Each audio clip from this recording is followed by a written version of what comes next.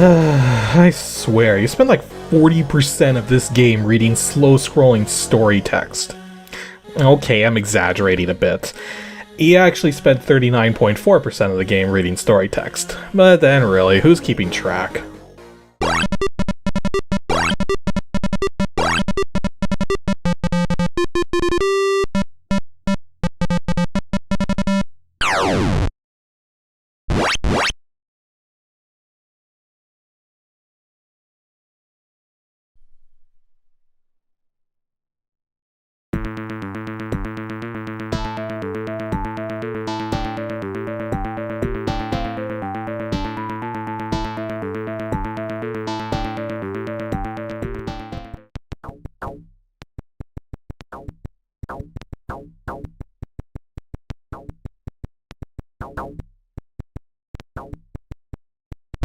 Today in Ancient DOS Games, we're covering two fairly unknown but curiously prevalent games from the early 90s, often forgotten about because of their amateur quality.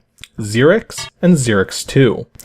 Now, these definitely both qualify as bad games on just about every level, but they have a couple of very special points of significance to them. The first is that these games were fairly common to find online and on shareware CDs, as the sole author of these games managed to get them spread around fairly well. Which leads right into the second thing, in that not only were these games pretty much made by just one person, it was one person who was only 15 years old when he made the first, 17 when he made the second. Now, having been a programmer myself since I was only 10 years old, back around the same point in time as when these games were made, they feel very much the same as any kid's initial forays into self-taught solo game design. In fact, even a little better than that. No, really, these two games were bad, but for a single teenager to put them out at all was sort of a feat in its own right. Mind you, the original Xerix may have been free, but the author attempted to sell Xerix II as shareware. And as I've said before, money changes everything as far as gaming or anything artistic is concerned. The instant you charge money for your product, you're saying that what you've done is higher in quality or unique enough compared to all the professional stuff out there that it's worth hard-earned cash, which could be spent on a million other things. To that end, I imagine even though Xerix II is superior to the original, anyone who remembers these games probably has better memories of the first game, since you didn't have to pay for it.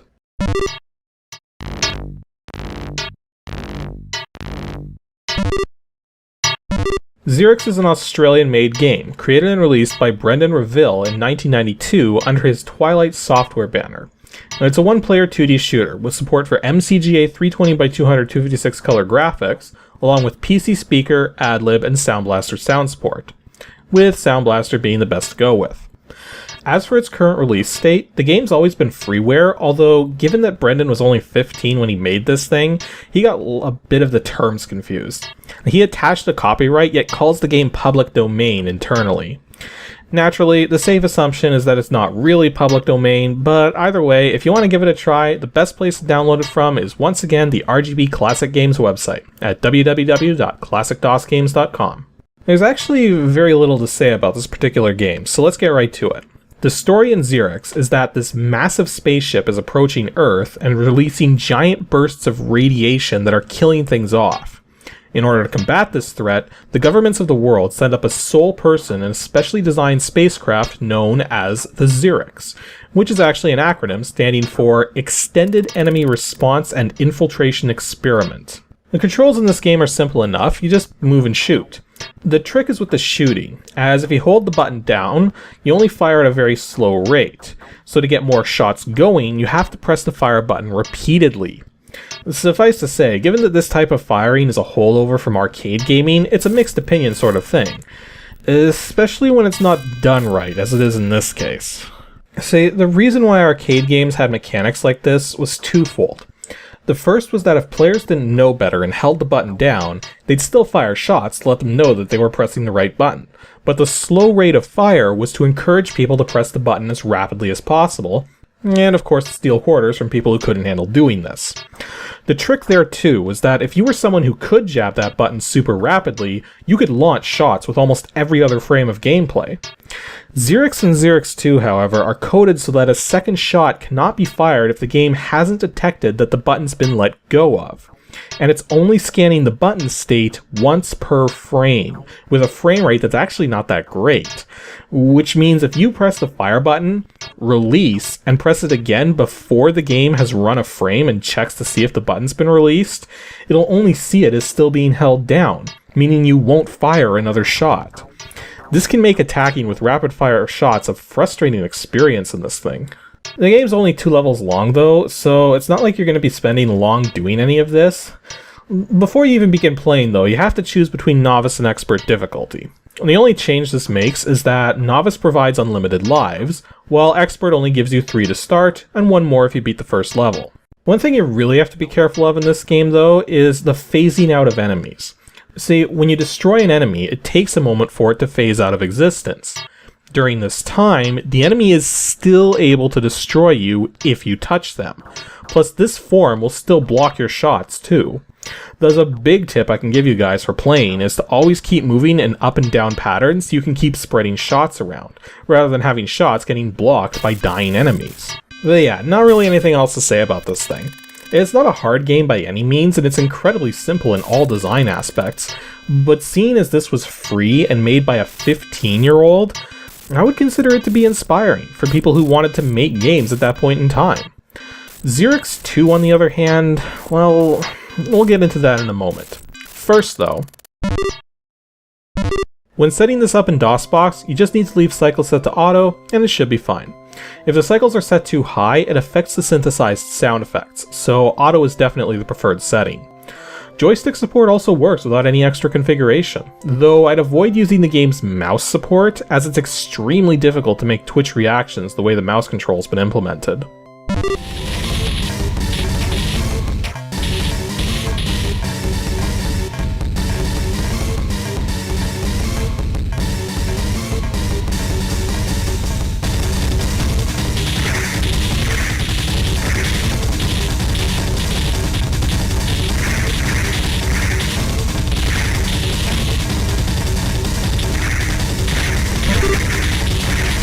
The game stats for Xerix II are slightly different from the first game. It's still a 2D shooter, made by the same guy, this time 2 years later in 1994, plus there's support for 2 players to play simultaneously now. It still runs in 320 by 200 256 color MCGA graphics, but the sound support is digital only, meaning ad-lib support is gone, and in its place, several devices capable of producing digitized sound, including the PC speaker and a couple of cards I'd never even heard of, like the Audiotrix. Mind you, for sake of DOSBox, the Sound Blaster support is the best way to go. As for its current release date, it was made freeware some time ago and is also available on the RGB Classic Games website at www.classicdosgames.com. However, when it was still shareware, the registered version cost about $24 US. And I want that number to sink in as I demonstrate this game, and remember, this game came out after Doom, after Magic Carpet, after several extremely high quality games being sold for only twice the price at most. Xerix II's story takes place sometime after the first game.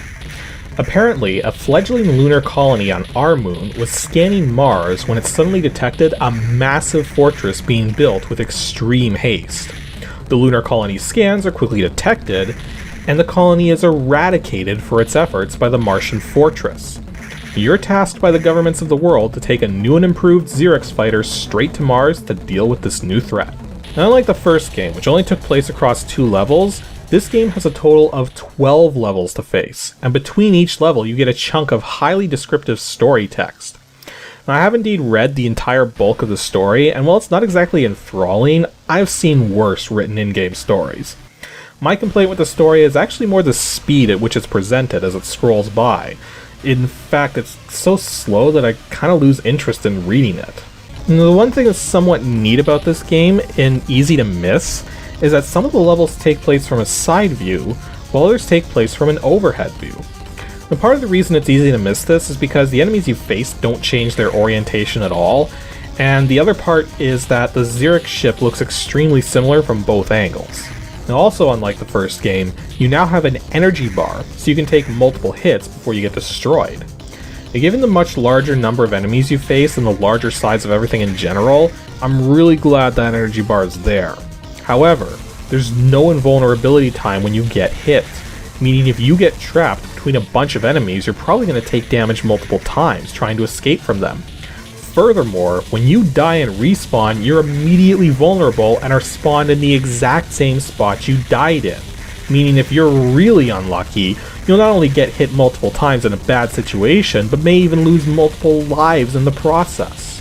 There's also power-ups to find this time around. Power-ups can be obtained by defeating enemies from specific groups of enemies in each level, so acquiring them simply means destroying at least a couple enemies or so from each group that you face. The very first power-up you get in this game makes your shots red and doubles the speed that they move at. From there, the power-up effects are different in every level, and sometimes you'll get multiple effects stacking together.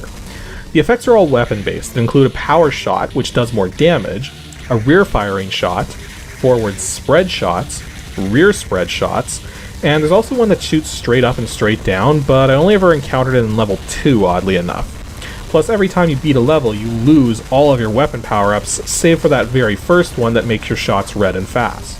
Another thing you've probably noticed by now is that the music is... okay, it's not absolutely terrible, but it's nowhere close to what I would call decent. And the enemies still have no real flight patterns either, other than just bouncing off of the walls. Plus, they take multiple hits to defeat. Actually, there's not much more to say about this thing either, now that I think about it. I mean, neither of the Xerix games really have any depth to them, and don't even hold a candle to the level of quality being put out by other shareware and commercial game studios at the time. Instead, they serve to demonstrate what was capable if you gave a committed teenager a compiler and lots of free time with little to no initial practice. And everyone has to start somewhere when it comes to making games, and back in the early 90s, with so little information on the subject out there, you either tried to do it yourself or didn't do it at all. So, would I actually recommend going out and playing the Xerix games? Probably not. However, they remain an important part of DOS gaming history and are probably looked upon much more favorably by kids who also tried making games back then. And if you weren't one of those kids, then both of these games likely have zero appeal, and you should just stick with more familiar 2D shooters from the days of DOS, like Tyrion, Raptor, Zone 66. Hey, yeah, Zone 66, so there's one I really need to cover at some point, but I'm having a heck of a time trying to find a legit copy. Anyways, in terms of setting up Xerix 2 in DOSBox, you need to set cycles to max and manually set the core to dynamic mode. You also want to ensure EMS is enabled, otherwise the sound and music won't function properly. In terms of joystick settings, well, you're actually going to be stuck using the DOSBox key mapper to deal with that, as one curious omission from going from Xerix to Xerix 2 is the joystick support. Made even more damning by the two-player mode, since having two people trying to use the same keyboard at the same time in any game, both back then and even nowadays, often leads to keys locking up due to how few keys you can hold at a time on these things. Anywho, that's all for today's episode of Ancient DOS Games. Next week is episode 158, and I'm having a heck of a time trying to come up with a good hint which isn't blatantly obvious or exceedingly challenging. So, let's just say that the game's in 3D and allows you to turn enemies into chickens, and leave it at that. If you know which game is like that, or even just have a vague idea, then be sure to send your guess to ADG@pixelships.com, and stay tuned to see just what game I could possibly even be talking about.